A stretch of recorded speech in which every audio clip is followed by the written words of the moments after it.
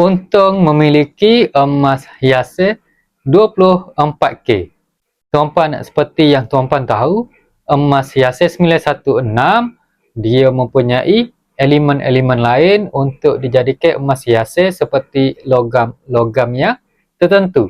Tetapi emas hiasan 24K iaitu 999 ianya adalah emas tulen dan ianya mempunyai emas berketulinan 24K yang lebih banyak berbanding dengan emas hiasan 916.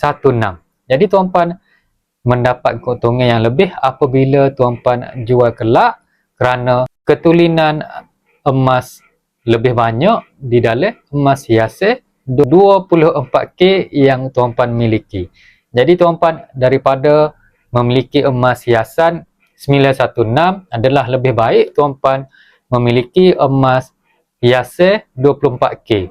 Untuk memiliki emas hiasan 24K, tuan-puan tidak memerlukan modal yang besar, tapi tuan-puan boleh menabung di akaun emas gap, menabung secara konsisten, pastikan gram emas di dalam akaun emas gap tuan-puan mencukupi. Tuan-puan boleh keluarkan emas hiasan 24K untuk tuan-puan miliki.